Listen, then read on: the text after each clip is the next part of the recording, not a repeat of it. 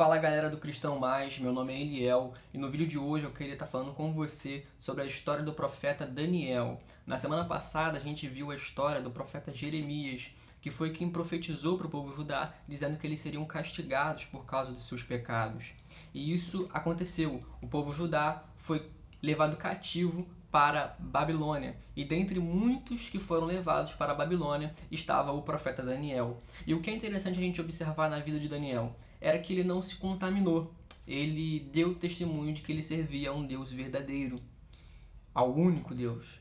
E a gente pode observar isso no livro do profeta Daniel, no capítulo 4, versículo 37, onde a gente vai ver uma declaração muito chocante do rei Nabucodonosor, que diz assim: Agora, pois, eu, Nabucodonosor, louvo e exalto e glorifico ao Rei dos céus, porque todas as suas obras são verdade, e os seus caminhos juízo, e pode humilhar aos que andam na soberba.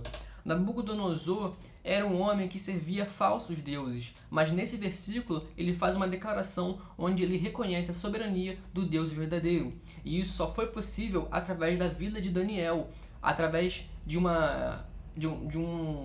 relacionamento com Daniel, onde Daniel ele interpretou o sonho do rei e disse o que iria acontecer e que de fato acabou acontecendo depois. É através da vida do profeta Daniel que Nabucodonosor ele pode vislumbrar a glória do Deus verdadeiro. Mas não para por aí, porque depois da Babilônia veio o Império Medo-Persa, que foi o império que dominou a Babilônia. Então Babilônia dominou Judá e o Império Medo-Persa dominou Babilônia. E quem foi levado para lá? Daniel novamente. Daniel era de Judá, foi para a Babilônia. Da Babilônia, Daniel foi para o Império Medo-Persa. E chegando lá, Daniel ele era muito querido pelo rei. Daniel ele tinha uma vida íntegra, ele era uma pessoa que andava honestamente, e por onde ele estava, as pessoas gostavam dele.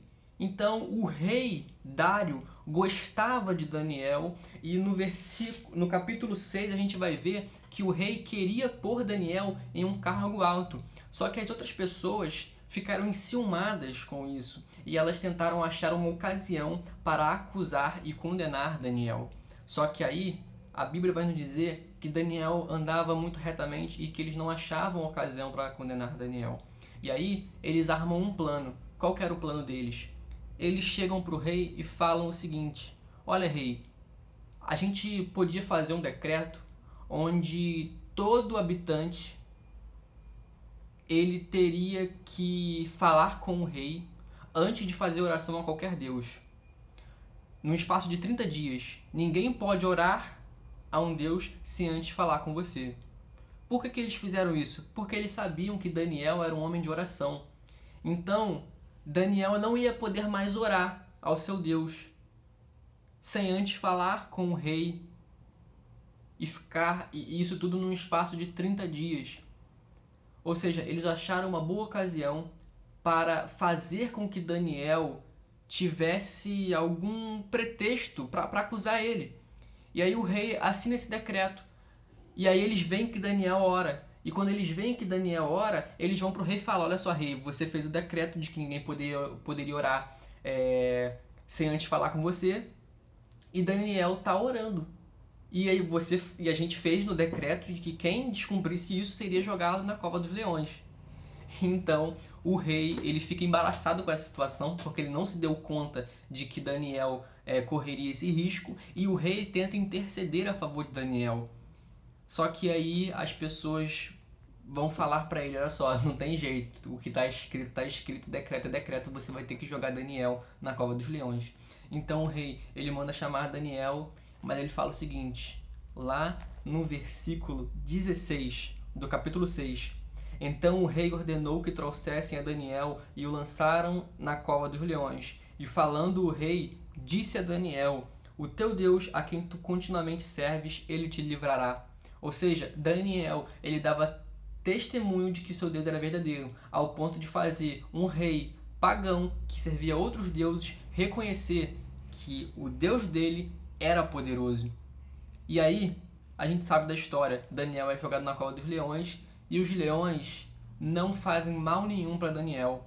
E o que acontece logo depois é mais chocante ainda. Lá no versículo de número 26, porque quando o rei vê que o Deus Daniel livrou ele dos leões, ele vai fazer outro decreto, só que bem diferente do primeiro que ele fez.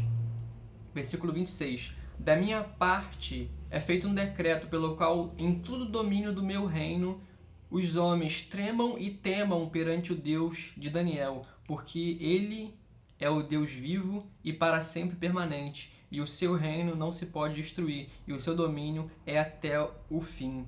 Ou seja, o rei que não conhecia o Deus verdadeiro agora dá um decreto de que todos têm que reconhecer, tremer e temer diante do Deus de Daniel. Isso é muito forte, é muito chocante. Um povo que não conhecia o Deus verdadeiro agora conhece, tudo por causa do bom testemunho do profeta Daniel. Nós estamos vivendo num mundo que é cercado de coisas erradas. Nós vivemos num mundo que é cercado por falsos deuses, mas nós temos que ser como Daniel, darmos testemunho de um Deus verdadeiro, e assim as pessoas que estão em nossa volta vão poder reconhecer e vão poder fazer como Nabucodonosor, vão poder fazer como o rei Dário, reconhecendo que o Deus a quem nós servimos é verdadeiro. Que essa palavra possa ter sido bênção para a sua vida, e eu te vejo aqui nesse mesmo canal, nesse mesmo horário, no sábado que vem. Valeu!